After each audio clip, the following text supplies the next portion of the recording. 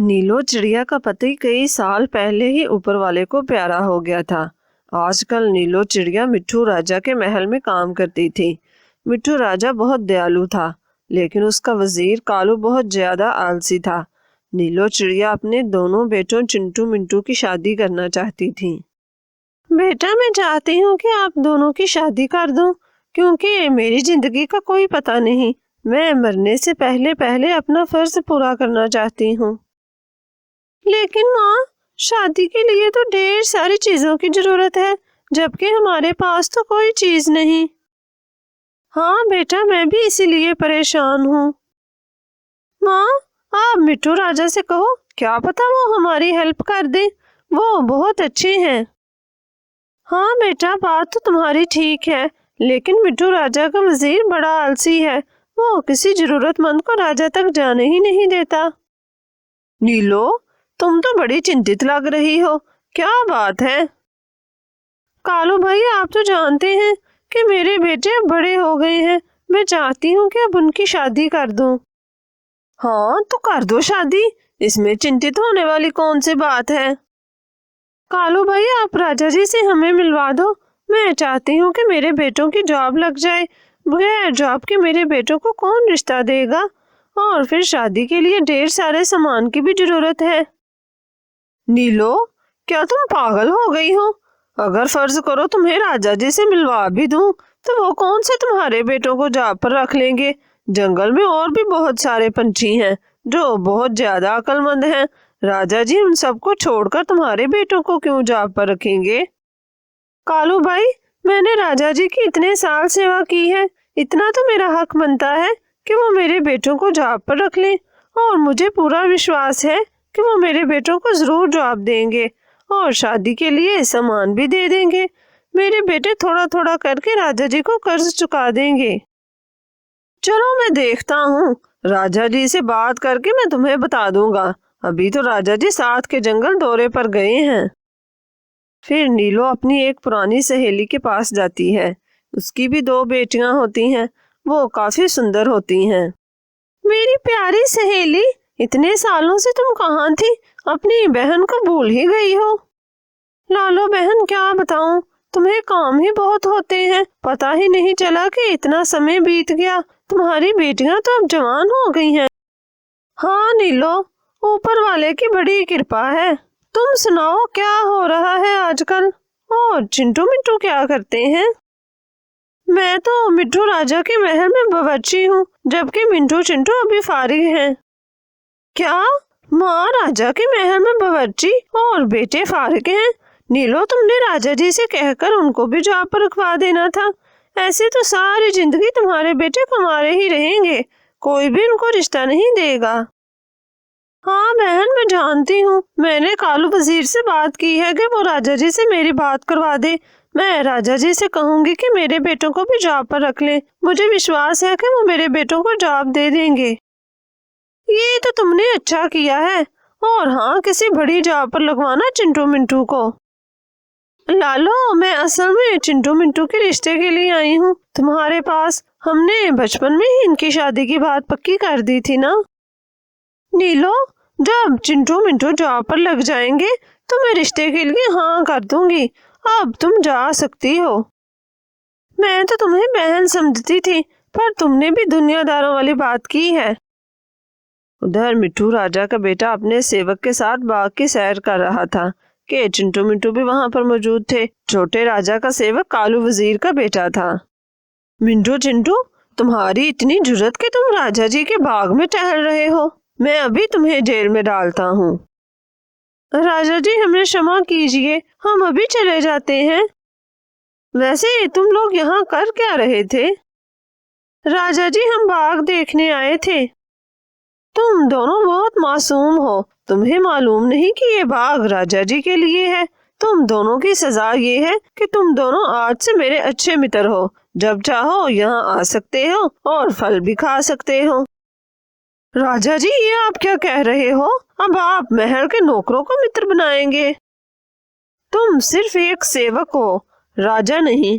इसलिए मेरे मामलात में दखल अंदाजी न करो। यही तुम्हारे लिए बेहतर है। फिर छोटा राजा चिंटू मिंटू से ढेर सारी बातें करता है और वो अच्छे मित्र बन जाते हैं। नीलो फिर कालू वजीर के पास जाती है। तुम फिर आ गई। मैंने कहा था ना कि मैं खुद बताऊंगा। लगता है तुम महल में रहना नहीं चाहती। ये ना हो कि मैं तुम्हें बावर्ची की जॉब से भी फारिग कर दूं। अब फौरन चली जाओ यहाँ से। और हाँ, अभी राजा जी ने नए पंछियों को जॉब पे रखा है, इसलिए जॉब के लिए कोई खाली सीट नहीं। अब तुम जॉब वाली जिद छोड़ दो। बेटा चिंटू मिंटू, मैंने कहा था ना कि कालू वजीर हमें राजा जी से मिलने नहीं देगा। उसने मेरी बड़ी सारी बेइज्जती की है और कहा है कि अब राजा जी के पास कोई जॉब नहीं। माँ, आज हम छोटे राजा से मिले थे। छोटे राजा ने हमें अपना मित्र बना लिया है और वो हमें रोज बाग में आने का भी कह रहे थे। हम छोटे राजा से कालू वजीर की शिकायत करेंगे और राजा जी से मिलने का भी कह देंगे। ये तो बहुत अच्छी बात है। छोटा राजा भी अपने पिता की तरह बड़ा दयालु है। दूसरी तरफ कालू का बेटा कालू को सारी बात बताता है। ये तुम क्या कह रहे हो? तुमने चिंटू मिंटू को छोटे राजा के पास आने ही क्यों दिया? ये मुझे मरवा देंगे। मुझे जल्दी से कुछ करना होगा। तुम अभी चिंटू मिंटू के पास जाओ और उन्हें कहो कि छोटे राजा ने आपको जंगल में बुलाया है। तुम उनको साथ लेकर जंगल में खुफिया जगह पर ले आओ। मैं आज उनका काम तमाम कर दूंगा। कालू, ये क्या कह रहे हो? अगर राजा जी को पता चल गया तो वो हमें जिंदा नहीं छोड़ेंगे। गौरी, राजा को पहले ही मुझ पर बड़ा गुस्सा है। अगर चिंटू मिंटू ने मेरी शिकायत कर दी तो राजा मुझे कैद कर देंगे। चिंटू मिंटू को रास्ते से हटाना ही मसले का हल है और तुम नीलो का काम तमाम कर देना। चिंटू मिंटू, तुम इस काबिल तो नहीं कि मैं छोटे राजा का संदेश लेकर तुम्हारे पास आऊं, लेकिन मैं मजबूर हूँ। छोटे राजा ने तुम दोनों को जंगल में बुलाया है। मेरे साथ चलो, राजा जी तुम दोनों का इंतजार कर रहे हैं। मिंटू चिंटू बड़े ज़हीन थे।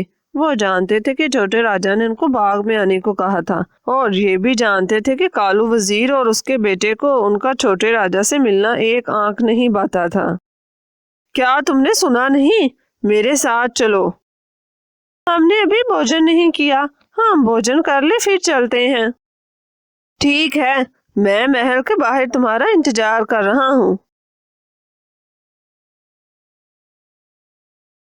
बेटा तुम गए क्यों नहीं? कहीं छोटे राजा जी निराश ना हो जाएं। माँ, मुझे तो ये कोई चाल लगती है। राजा ने हमें बाग में आने को कहा था, जबकि ये जंगल का कह रहा है। हम अभी बाग में जाते हैं। आप भी यहाँ से चली जाओ। कालू वजीर कोई चाल चल रहा है। फिर चिंटू मिंटू बाग में जाते हैं तो राजा जी वहाँ मौजूद होते हैं। राजा जी, आपका सेवक हमारे पास आया था। कह रहा था कि राजा जी जंगल में बुला रहे हैं और मेरे साथ चलो। मुझे उस पर शक था, इसलिए हम बहाना लगाकर आपके पास आए हैं। इससे पता चलता है कि वो कोई चाल चलने वाले हैं। फिर राजा जी चिंटू मिंटू को सेवक पंछी के साथ जाने का हुक्म देते हैं। चिंटू मिंटू सेवक पंछी के साथ जंगल की तरफ चले जाते हैं। सेवक पंछी चिंटू मिंटू को एक गुफा में ले जाता है, जहां कालू वजीर पहले ही मौजूद होता है। अच्छा, तो तुम मेरी शिकायत राजा जी से करना चाहते थे। चलो अब अगर भगवान जी के पास जाकर मेरी शिकायत करना। तुम जैसे पहले भी कही आए, जो अब ऊपर जा चुके हैं। बेटा तुम मुझे अभी जानते नहीं। मैं तो बहुत जल्द राजा बन जाऊंगा। मैं तो राजा जी को भी रास्ते से हटाने वाला हूँ। तुम्हारा आखिर बुरा होगा। तुम ऊपर वाले की पकड़ में जरूर आओगे।